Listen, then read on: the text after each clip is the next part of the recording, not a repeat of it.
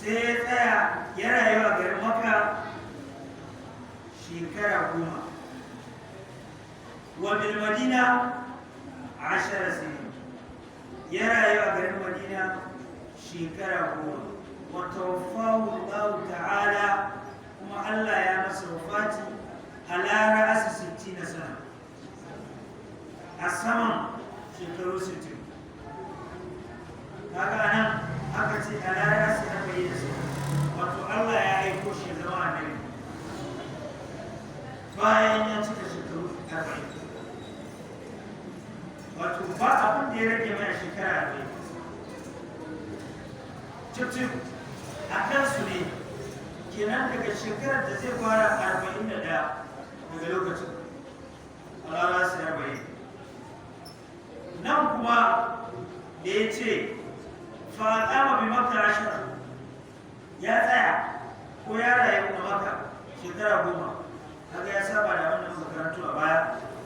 kama bi Makka 13 can 13 na 10 wa bil Madina 10 a Madina shekara 10 a Madina ba matsala ne amma a Makka akwai bambanci to ina uku suka maka ne sai ya ce tawaffahu Allah ta'ala ala ra'asi 60 sana Allah ya karɓi rayuwarsa a saman shekaru 60 kuma dama wannan wani salo ne na magana a larabci akan ce kaza ya faru a larabci wannan salo ne na larabci suna yin wannan magana na fata mun gani so kenan ko da wannan ma da aka ce a larabci sama da shekara 60 wannan bai kore wancan riwaya ba da take nuna mana tunda shekaru 10 wannan to yana wani zai yi mamaki ko kuma zai tambaya ya haka hadisin farko an rufe mana wannan ba da shi a shekarun annabi sallallahu alaihi na ɗaya dai akwai muhallin shahid wujahatul nazar anan ga sunan ana neman wannan shekaru 63 sannan wala Allah akwai hikima ta malamai malam yana so ya kare wannan shafi domin shafi na gaba shine na ƙarshe ko na kusa da na ƙarshe shine wafat ya sake jawo hankalin tunda wannan hadisin ya haɗa farkon rayuwa ya haɗa ƙarshe kamar da ya ce wata wafahullah Allah ya karɓa ya masa ya baro da ba'afahullah Allah ya yi kenan ya dai karkare mana ya sake jawo hankalin sifa ta manzana sassan babu wanda ya sai aiwata manzana sallallahu alaihi wasallam sannan kuma mutuwa da ta zo wa annabi sallallahu alaihi wasallam a wannan shekaru idan muka duba akwai fa'idodi da yawa ina ga makaranta hadisin ba yace walaysa fi ra'sihi waliyatihi 20 sha'ra bayda yace lokacin da manzo Allah ya koma ga Allah kansa da gemunsa da zaka irga furfura guda 20 ba furfura guda 20 babu tare da manzo wato sun fara fitowa amma yawansu bai kai 20 ba sallallahu alaihi wasallam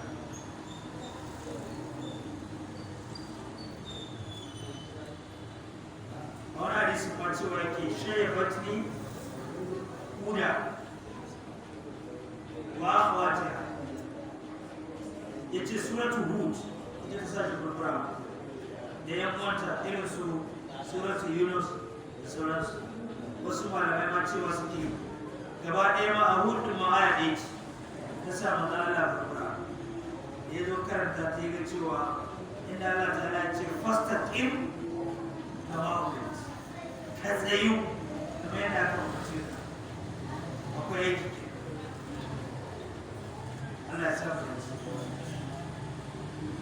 sannan har yanzu wannan hadisin yana nuna mana ne manzo Allah ya bar duniya ba a yi tare da shi, ba a yi tare da manzo Allah da karfin sai bar duniya shekara 64 yawa bai yi tsufan da zai zama ya zama ɗawainiya wa mutane ba, balle ya haɗa ce ga wani ayyuka ya shigo na yi kima ta ubangiji sallallahu alaihi wasallam shekara 64 ai akwai sauran ƙarfi, yana cin sauran ƙarfinsa ina da mace Allah bai wahalar ba ba a yi ɗawainiya da shi ba, balle a samu wata kaba da za a soke shi ko a soke musulunci. Kuma akwai hikima ta Allah Allah, akwai hikima ta ubangiji. Sannan kuma hadisin da yake cewa a'mal ummati, shekarun al'ummata yace 60 wasu baro, kaga shi ma ya fado nan wani ya fara, kaga wannan ma mu'jiza ce sallallahu alaihi wasallam. Kafin ya mutu bai wannan hadisin yace shekarun al'ummarsa wato average kenan mafi yawa, ba wai ba za a wuce ba, ba wai kuma ba za a iya kasawa, amma mafi yawancin al'ummarsa 60 ne ko 70, kuma mu duba ku gani a yau ba haka ba, akan samu 80 70 da wani har 90 har 100 da wani ana samu, amma guda yawan da za ka ce ka kawo yan shekara 60 a garin nan ko 50 zuwa 60 za ka dai horewa, amma ka ce ɗauko ɗan 80 ko 70 da wani abu an hana ka da yi to nadir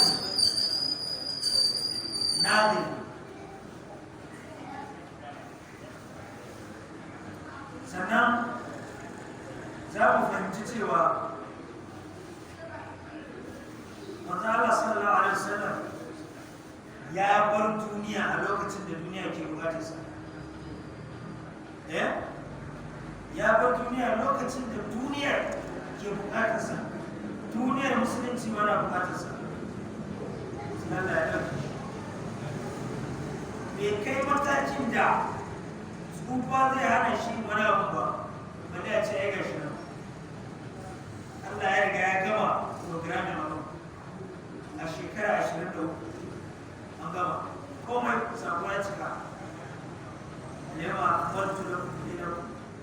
wata mamtu alaikun ni'mati wa raditu lakum al-islam dinan, shekara 23, amma ba wani lungu na duniya da sakonsa bai je ba inda sunansa bai je ba. Ai daga nan ba ya kamata ku gano sakon na Allah. Wani ya shekara 40 a kan mulki, amma akwai inda ba san shi ba ne ba a ƙasar ma akwai na ka san shi.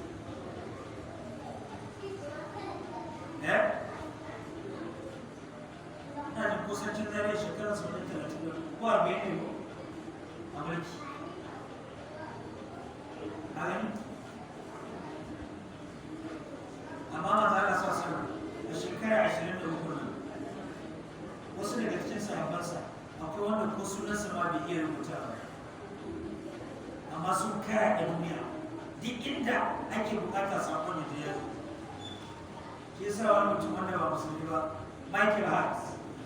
ya yi wani littafi ya ce mutane 100 a duniya wanda ba shi ɗaya irinsu ba, kuma ya jero su wanda ya fi mutum 100, wallahi wanda Allah ya kawo a wallahi kuma shi ba musulmi ba ne. Sannan a mukaddimarsa ya ce shi ba wai ya kawo manzan Allah ba ne don yana son haka, amma ya kawo manzan Allah ne saboda iya bincikensa da ya haka ya nuna, saboda kar a tambaye shi dalili in ya kawo ba manzan Allah ba ya kasa kare aikin da ya yi, ya sa ya kawo manzan Allah.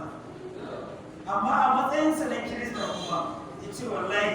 ba wai ya kawo annabi Isa da gangan bane. A na uku ba ma na biyu ba, na uku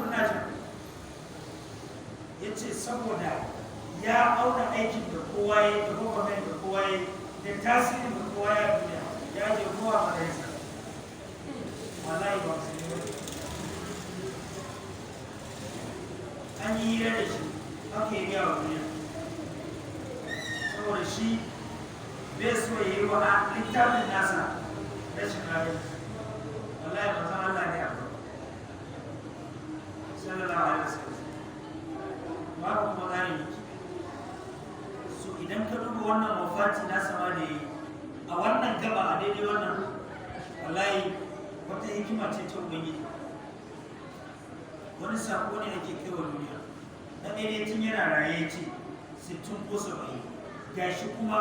ya mutu a wannan tsakanin wannan ya nuna shi annabin gaskiya ne kuma ya mutu a lokacin da ake bukatarsa ake shauƙinsa domin lokaci ne wanda inda a raye ba komai lafiya da ba ciwo ba komai ba kawo mutum mutuwa sai da ya isar da sakonsa komai ya kuma kafa shaidu a hajjinsa da bankwana sannan ya tattara ya ban gobe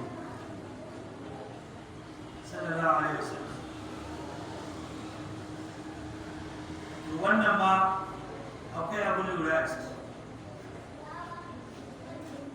sannan kuma babban sakon shi ne tun da ya mutu to kowa ma ya shirya kowa ya shirya da wannan wasu malamai suke ganin ma kai mutuwa tana da daraja mutuwa gata ne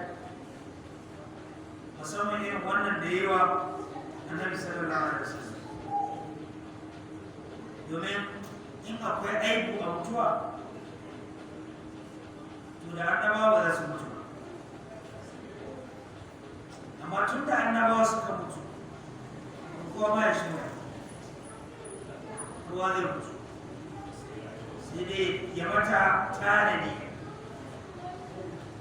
ya yi wa mutuwar tanadi shi ne babban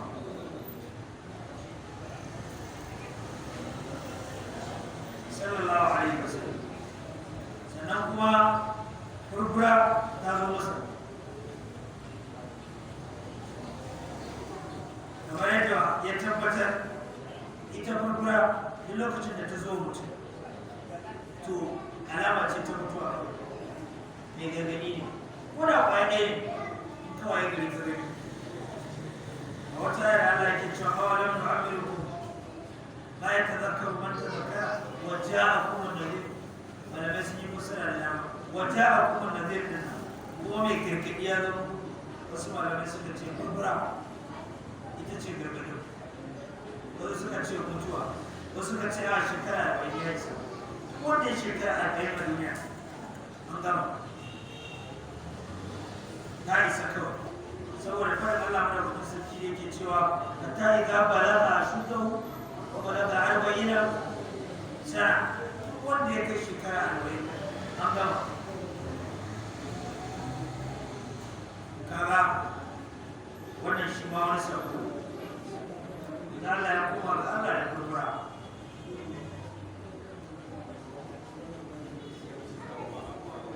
a wata riwayar da an sani yana daga cikin al'adar mutanen garin Makka kuma ta kai shekara 40 yana ware wani lokaci ya kebe kawai da zai tarwata Allah saboda yana ganin cewa ya tsallaka red line daga shekara 40 wannan shi Allah ya samu cika da imani ina ganin za mu tsaya in Allah ya kai musaci mai zuwa sai mu tashi a sabon wari kuma ya bar guda ma ce zai kashi wadda a fi wa fati rasulillahi sallallahu alaihi wasallam